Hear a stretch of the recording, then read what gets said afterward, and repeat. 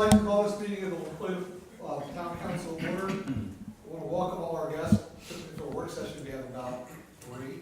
So thank you for coming out for both the 2 items tonight, because I recognize people in the back for some of the items on the second item. First order of business tonight for matters of council discussions, a presentation by the La Plata Business Association. Very well represented here tonight. Thank you for coming out. I'm going to invite presenters to the table. Council will be seeing a presentation of proposed sign ordinance changes.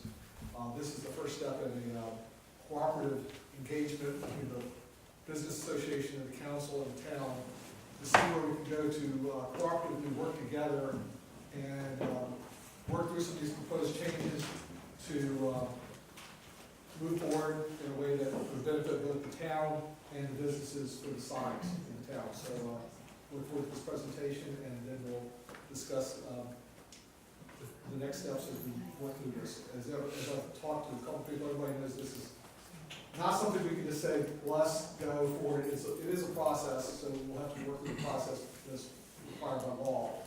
But it'll be hopefully a working cooperative engagement so that we can work together to make this happen. Paul, you want to be up here?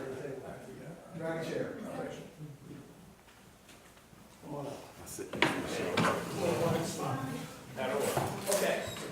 So, thank you very much for your time this evening. We have several speakers. We're going to try and stay on point and keep it concise as best we can. We're going to have Angela Cavallo of Accountable Solutions, Nikki Grasso from Island Music, Rob Clancy from World Gym, Paul Bales of Casey Jones Restaurant, and Keith Grasso, our organization's president, is going to say a few words too. We recognize that it is a process, and of course we took a shot at some revisions that we thought were appropriate to the sign ordinance.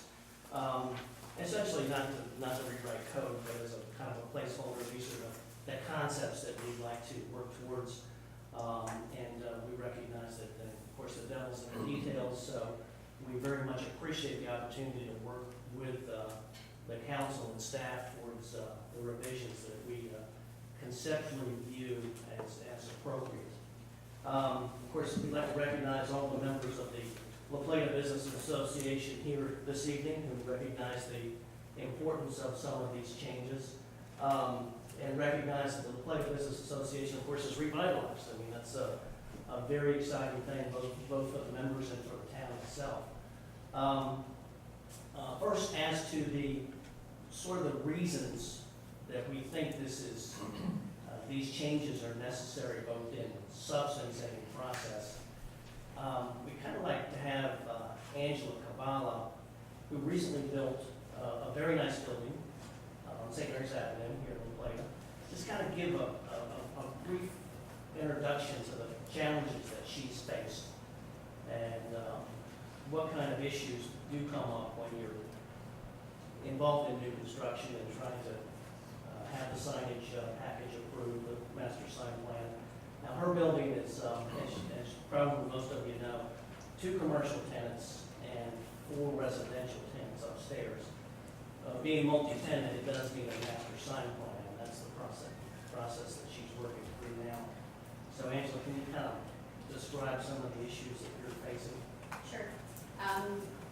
Accountable Solutions, just to give you a background, is my CPA firm. My husband and I actually own the building, so you may be more familiar with Jolie Enterprises. Is actually what the project has been known throughout the town.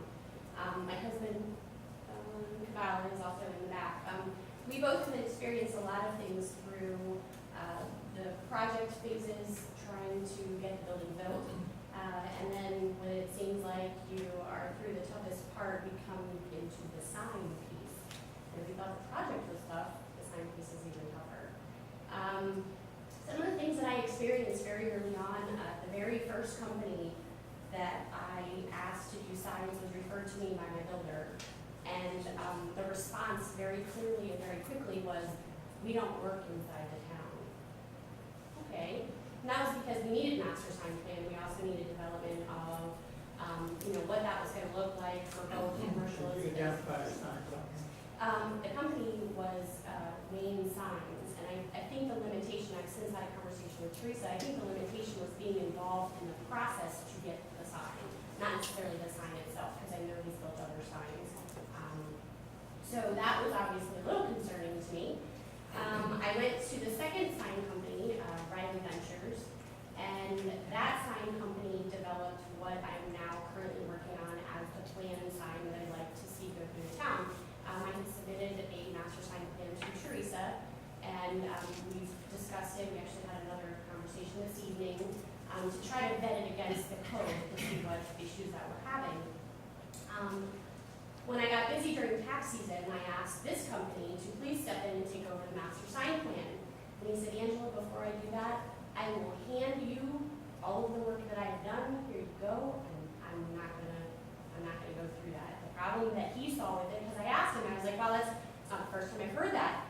And so I asked him what the issues were, and he said, quite frankly, you never know how many times you have to go back, and it's not about meeting code. It's about whether or not they like it. That's the problem. That's the interpretation, and I have to tell you, that's not too far off from what I experienced with the DRB going through the project. So obviously that's very concerning to me. How many times has he or she, that company, been through the process? He actually did go through, and at the time he met with, and I don't remember her last name, but Joy, who was here through the town, to make sure he understood what was needed. I don't know, I didn't ask him that question, but he was gung-ho at first. And then after meeting, basically told me that I had a lot of challenges and that he just did not feel like it was a good cost, it was gonna be very costly for him to do that. So I thought, okay, well, let me go on to another company, a company that does do work inside the town. And, I was very upfront. I said, here's the design that I have that I want. Here is the information that I think I'm up against with some challenges, but here at this point, I had a tenant, Moat Management, was now our tenant, so I knew exactly the signage that I was going to need because he has his own logo and things. And so although that company was very willing to come in and work the master sign piece and to work the permitting and anything else that needs to be done, he was 5 times the cost. Now when I asked, I said, let's make sure we have the sign spec'd out properly. Let's make sure that we're all talking about the same thing. Is your sign gold? Maybe the other one wasn't. Those kinds of things. And he basically kind of gave the same response that it's not, you could have to go back several times. If you get there and they just don't like it, you may have to start from ground zero. So he had a lot of the same reasonings that the other sign companies had kind of talked to me about, but he was willing to do it at a substantial increase in cost. Again, pretty disturbing. That was kind of the preliminary part. I have to tell you that piece was exhausting because, as you know, I still don't have a sign. We have some real challenges because if you are facing, everybody knows the Green Turtle, the white building to our left is 105 St. Mary's Avenue. We are 109. The Bolton building, what is originally called the Bolton building, is actually 107 Centennial. People don't realize because they see the 107 that Centennial is that street, so they just keep going down towards the park. They miss it every time. If you ever have somebody new, and I know Steve Moat has experienced the same thing, the signage is an issue there. Just even getting a directional number is a problem. Some of the issues that I felt like, again, I had conversations with Joy early on, and now I'm dealing with Teresa. Some of the information and the interpretation of what I am allowed to do and what I am not allowed to do is very different. So again, it just makes a very cumbersome process. It seems like it's very subjective, not just, I'm a tax accountant, so I deal with code all the time. It is what it is what it says, and if it's right, it's right, if it's wrong, it's wrong, but it seems like it's a lot more subjective than that. Trying to think, I tried to make some notes as to, what I felt was important to kind of slim it down. I guess my personal belief is that one of the things I'm up against, and again, I'm coming off of the project piece with DRB, and I'm a little stressed about going in front of the DRB again for a sign, because I do feel like it's a very subjective process. I feel like even if it complies, it's about whether or not they like worry I'm gonna get there, and all this work that I did with staff is gonna be for nothing. A little concerned about that. Some of the things that seem are major issues, and Teresa and I were actually just discussing this probably 45 minutes before I came into this meeting, was there are some companies in the town that get their sign through because they have a federal trademark. I personally experienced this several years ago when I was a partner, developed the old chamber building. The Rita's of Plata is there, and there's a title company. And I experienced kind of a similar thing where in order to get the sign that you wanted, you had to trademark your logo. It just seems to me that little business isn't doing great with big business, or big business kind of has an upper hand because they can afford to do that. They can afford to do that, they have the time to do that, and quite frankly, by the time they get here, it's usually already done. Some of those complications still exist in the town, that you don't get your logo because somebody else has already chosen the colors first, or something like that, that you have to go out and federally trademark your logo.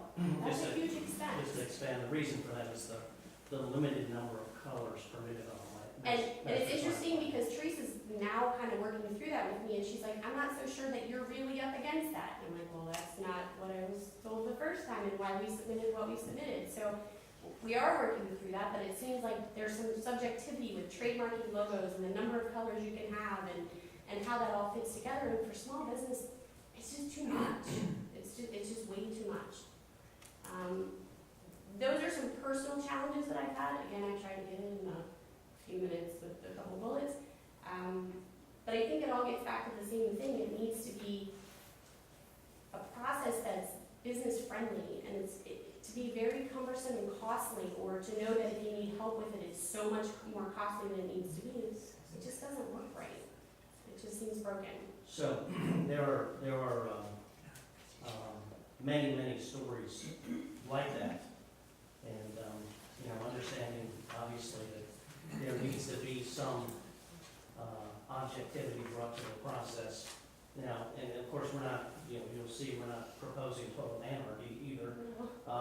We simply want to make the process more predictable and more objective. And now Rob and Nikki are going to talk about some of the research or review that we did to kind of compare our town to other jurisdictions that may have similar situations, or maybe be a little different and more upscale, if you can call it that, in terms of their downtown areas. I think Nikki, you were going to give us some examples.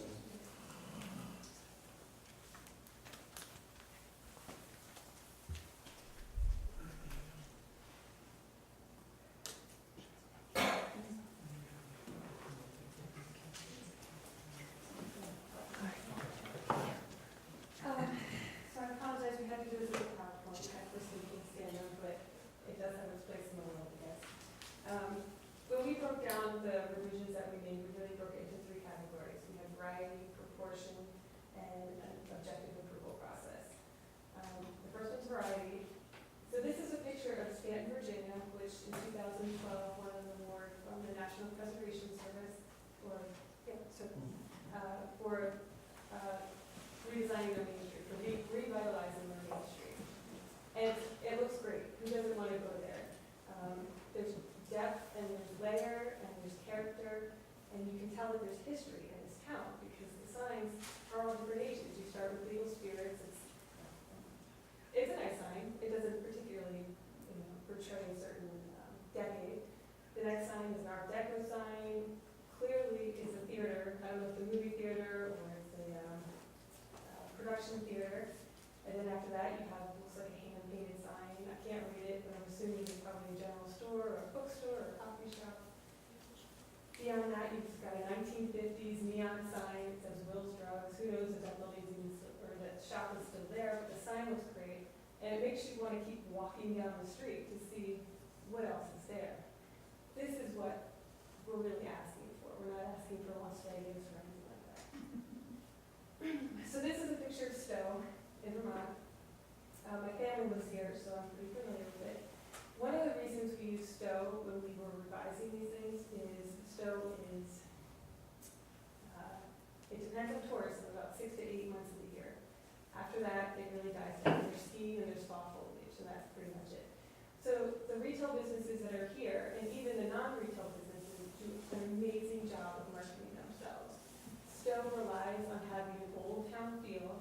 but they still want to keep this vitality about it that brings in new people.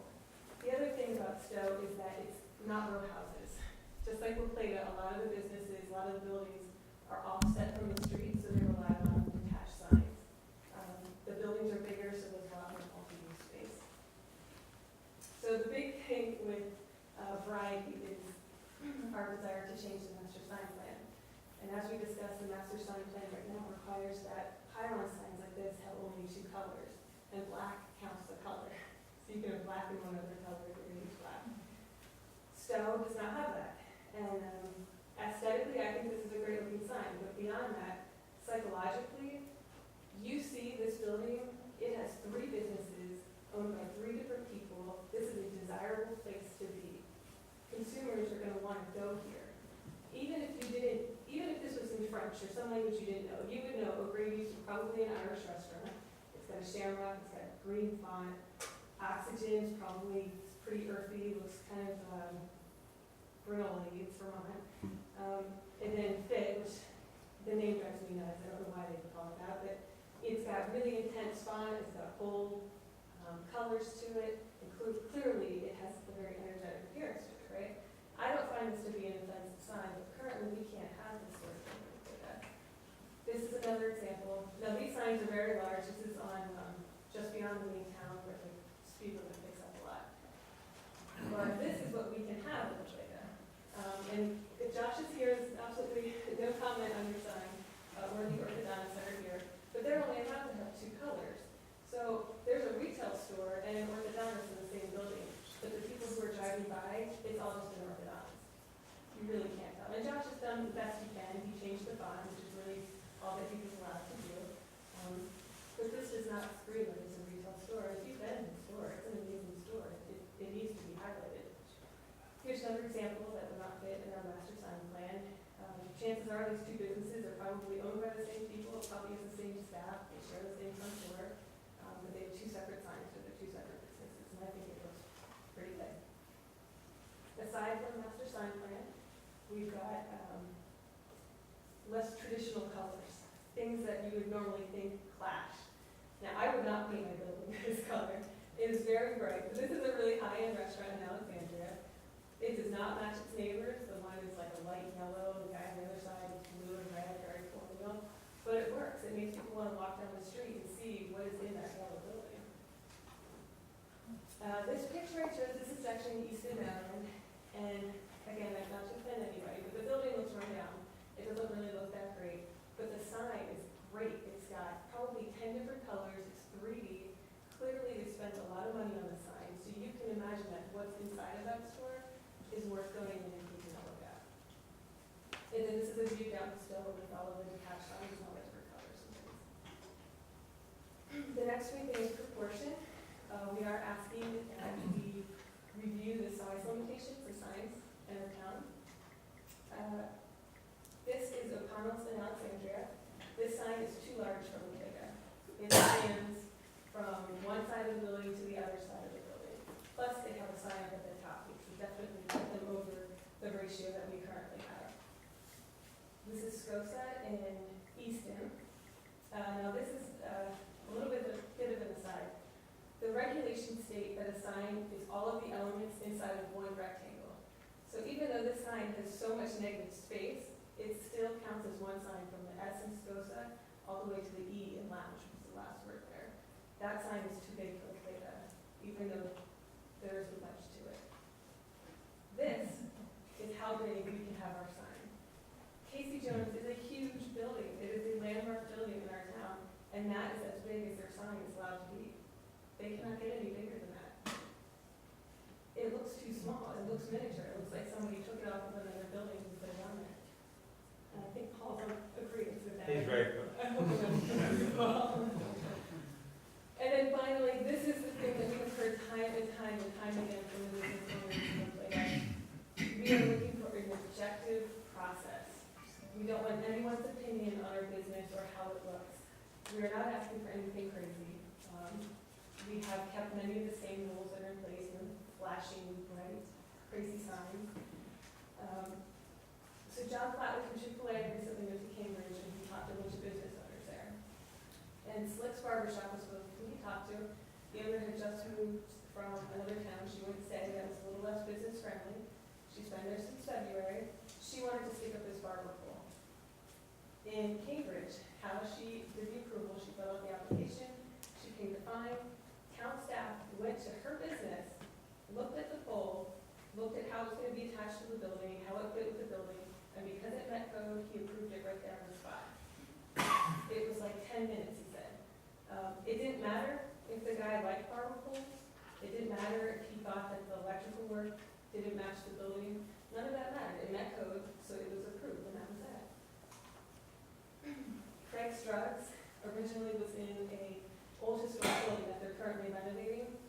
They had to move it to a new spot, obviously it's a much newer building, but the town allowed them to move their neon sign to this newer building, even though it really didn't match.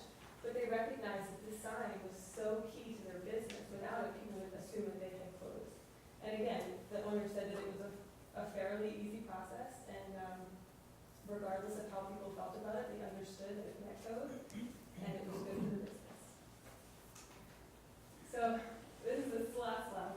I just wanted to leave you with this, kind of something to think about.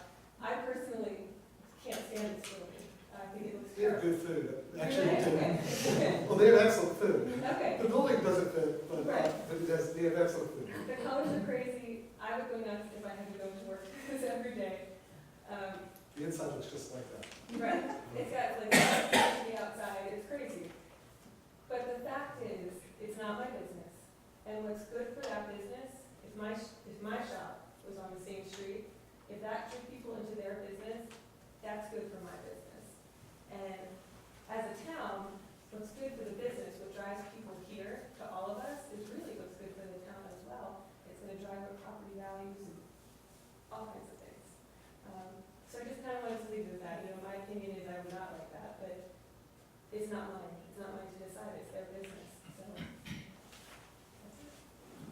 So, Rob, maybe a few words about, some of the things we did to size and proportion in our conceptual application. So one of the things we really looked at was the size and complexity of the code we currently have, and compared to some of the different areas like Stowe and Easton and Alexandria. Ours is still a lot more complex than theirs, but we didn't want to change everything. We wanted to make as few changes as possible with making the most impact for the changes that we did try and make. One of the first ones we really tried to look at was obviously the process. We talked about that, and I'm not going to go into that. Less to say, if it fits code, we want to try and get it approved. That's the biggest thing. If we can find a code we all agree on that this makes sense, then obviously let that work. Past that, the size we're asking for as far as how to calculate it is actually smaller than what it was pre-tornado. We don't feel like people should have huge signs. Honestly, the signs on that building, if it's just there, probably would be too big for the code we have that we're asking for. What we do want is something to say, even small businesses should have X amount that they're entitled to be able to put up a sign. We're looking for 50 square feet, and that's a pretty fair size number for most any business. The big difference, the big change we looked at making was in how we calculate total square footage allowed in a sign. Currently, it's cut off at 75 square feet, unless there is some kind of exemption made. What we're looking at is using the same calculations that are being put forth in the original code post-tornado, just without the cap. So in other words, if you have a 100 square foot building or linear footage to a street, you can have a 100 square foot sign. If you're on a highway, the calculation is already higher, so the same calculation would be higher as it was just without that 75 square foot cap. If you guys have this, there's a scale drawings in here about halfway through that shows what the square footage would be based on if you were adjacent to a highway versus say a public road. We still kept the restriction saying that the square footage for the sign has to be on the side of the building that's facing the road we're using the calculation for. So we're not going to have monstrous signs that are being put up on the front of the building simply because they happen to have a lot of frontage on different roads. One of the other things we really tried to look at was how to make changes as far as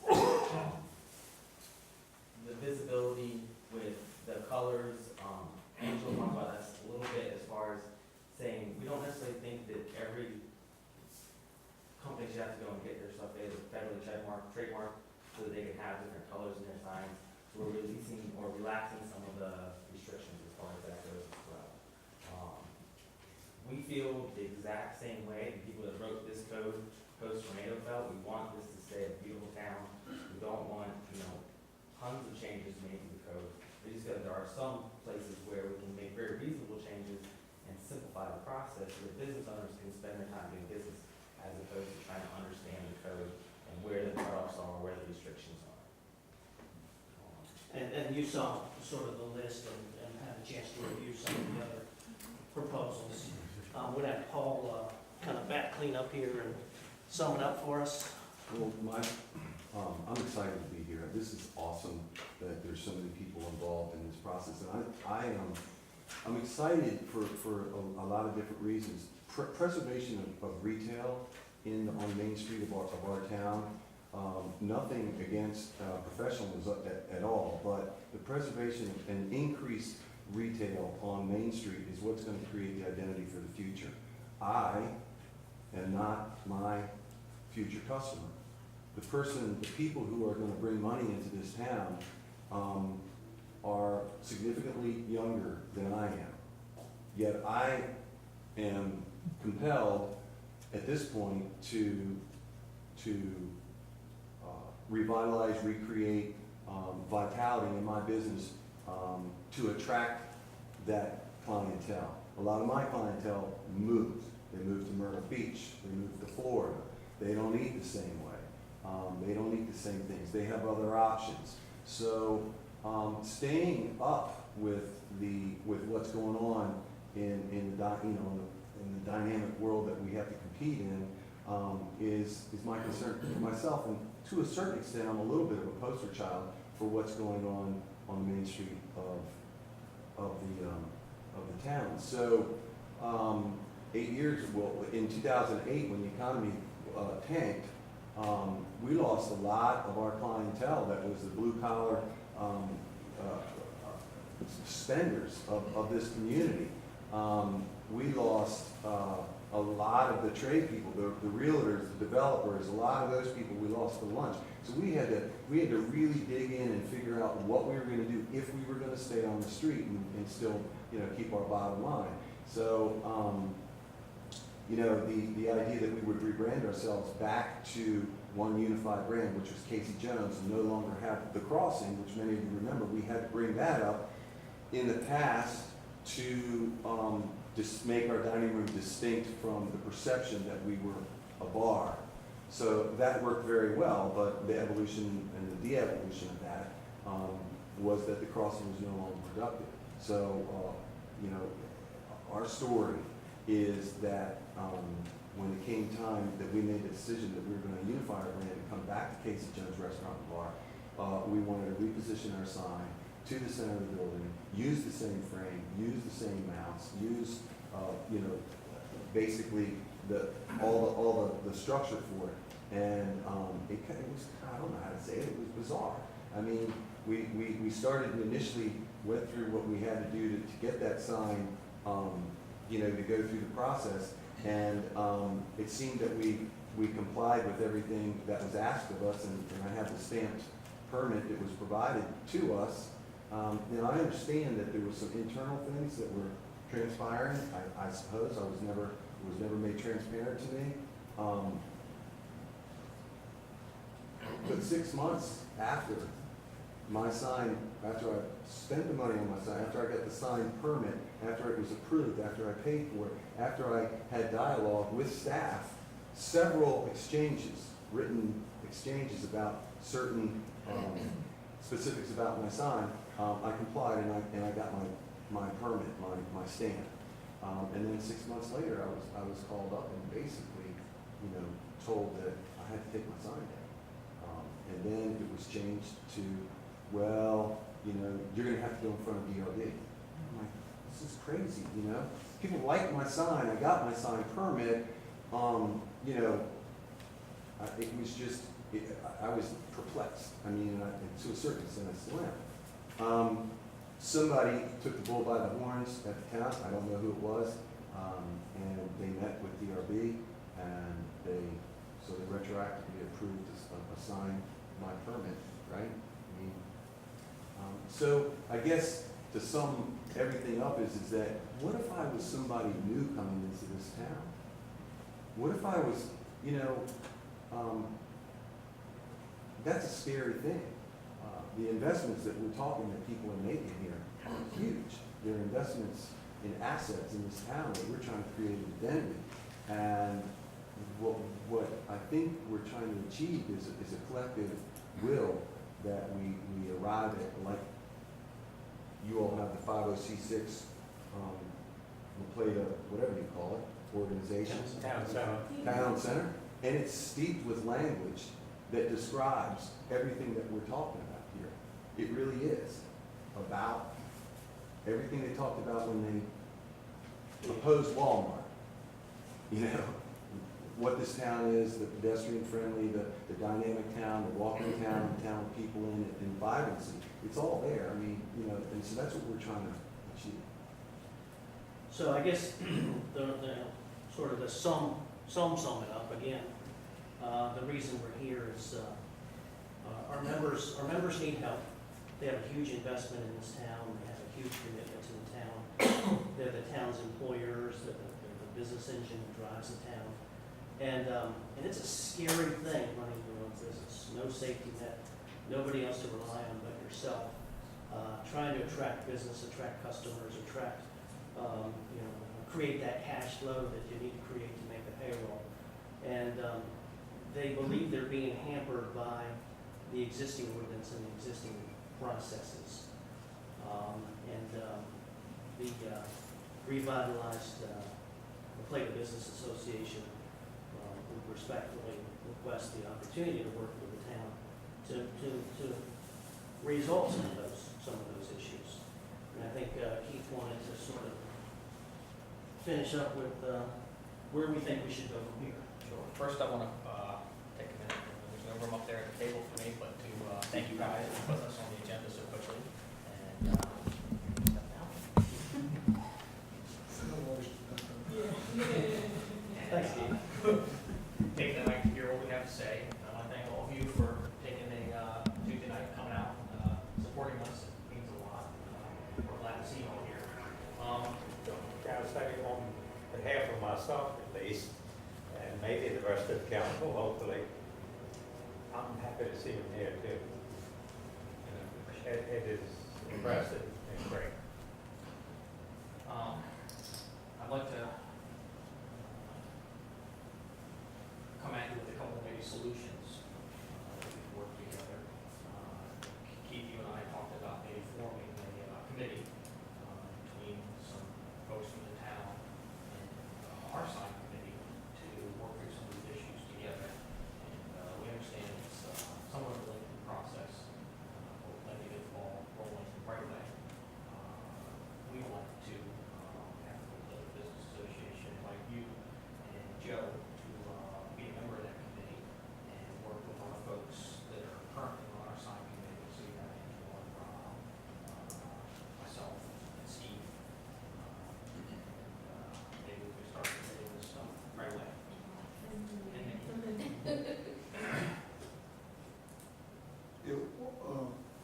Well, we're going to proposal we're going to put up together too, because it's going to take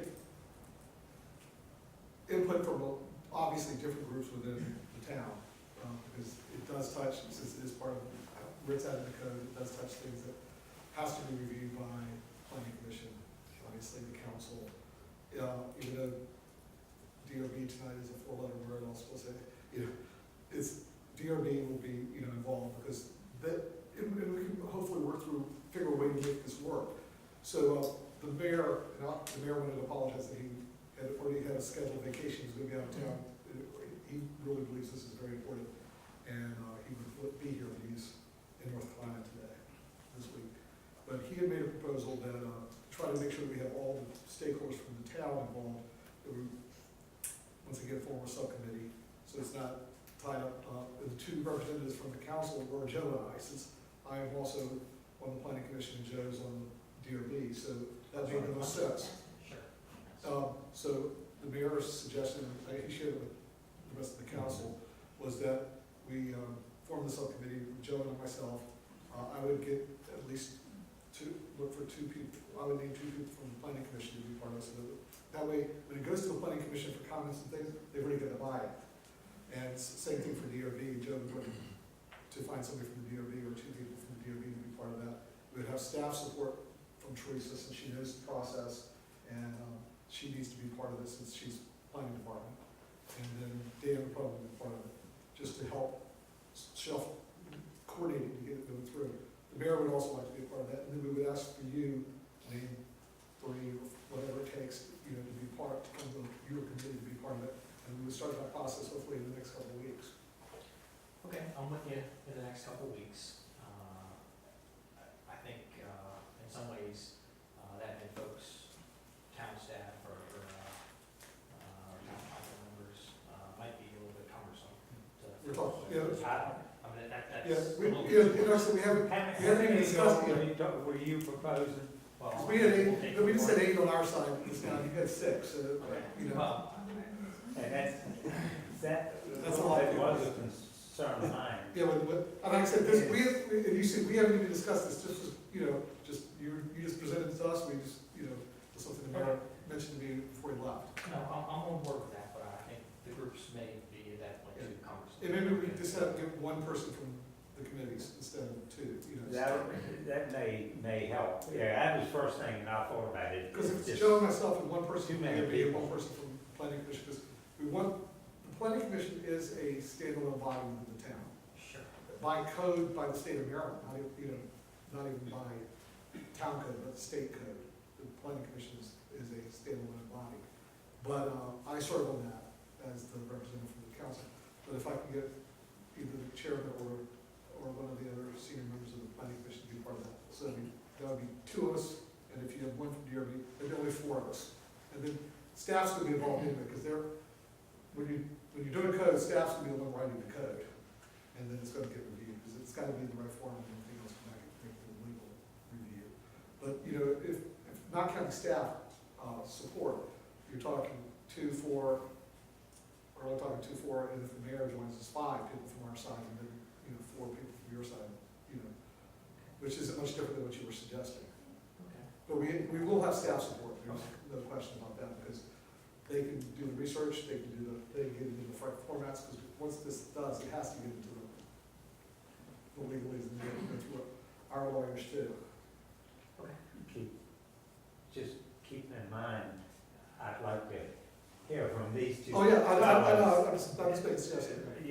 if they're comfortable with what. we're Obviously, the doing. final choice is, even if it's Joe and I on this committee, we bring it back, and the 2 of It's these a guys. decision of the whole Sure. council, what So I understand that, but we happens. picked you, for your DRB. Right. And you for planning, so you're almost doing double duty as a council member, Right. and from your other, committees that you serve on. And we would report back at normal, To the council. as a normal, whole. at normal council meetings, of where we're at in the process, and bring it back for review. And obviously, it would be voted by everybody. And just so everybody knows, when we talk about the process, there has to be, because where this code exists in our ordinance, it has to be public hearings. So every citizen in the play can get up here and talk about it, just like they do for annexations or anything else. So we'll have a public hearing before the planning commission, and we'll have a public hearing before this body, before it can ever be voted on. So when the process we go through and we come up with either a wholesale change or even a partial change, and we've got to talk about this for a minute. If in this committee we decide there's some low-hanging fruit, we can do some things that are meaningful right away, but the other things may take a time to get through the research. If we bring that back to the body, and the body wants to move forward with it, we move forward with those changes. We go through the process, we have the public hearings for those pieces of it, and give it either a vote, yea or nay. And then, but we continue with the process, with the whole committee, working with the business association to keep the other ideas moving forward. There's some ideas that I think, that you haven't even hit. There are some thoughts that I had about how to help with this proportion thing. I mentioned one of them the other day, that may help to set the proportion stuff and make it a little bit easier to calculate some of that stuff. So there's going to be some changes that we may suggest, because there's been things that we've been thinking about also that need to be corrected or amended. And recently we just amended some things for temporary banners and the anniversary banners and include some additional items, but that would be the process. Wayne and, Linda, any thoughts? Well, I just want to make a statement about this whole thing, and it's a good statement, that back in the day of the tornado, we met at Paul's place. That seemed like that was a new town hall for a certain period of time, until we got going. We're the only building left. And I was off the council for a little bit, and I was on the board of directors with the Atlanta Business Association, Butch, I think you were the president at the time. And one of the problems that we had is we always wanted the business association, some of us are business people. A lot of people were not business people, and they don't know what is involved with marketing. And I don't care what business you're in, to me, marketing is probably one of the hardest parts of your business, especially in this day and age now, the internet and everything is changing, you don't have a telephone directory to go to. So how do you really market yourself? And all along, and being a council person here, we should be scared to death when you see this many people come in and say, oh my God, we're really doing something wrong. Well, this is really good because y'all have gotten mad enough or upset enough that you want some changes made. And that's good because that's what we have really wanted all along is we want to interact with the business because either you said it or Steve, somebody said it, y'all bring the business to the community. We want to see the town grow. And in order for the town to grow, businesses have to grow, and we want to be business friendly. And we have more than that. I go to Myrtle Beach because I have children there. It is the most god-awful place in the world when it comes to signs. I go to Hilton Head. It's the most god-awful place in the world because there's no signs. You can't find anything. And somehow there's, in between, there's something that's really good. And I'm just really excited to see this many people, even if you're mad, get mad, but want to come together and work as a body to solve this problem. Because it is solvable. It's like, I'm in the house selling business, even though I do like one a year, that you got, somebody wants to sell a house, somebody wants to buy one. How do you make it work? You know, there's a middle ground, so you can make something.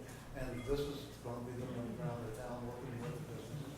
I think it's very solvable, and I think that both sides will probably have some wonderful ideas and give and take, and having Dan and staff as part of it, they know the rules the right way. I think that picking Joe, he is DRB, I am not DRB. He's been on the planning commission since the 1800s.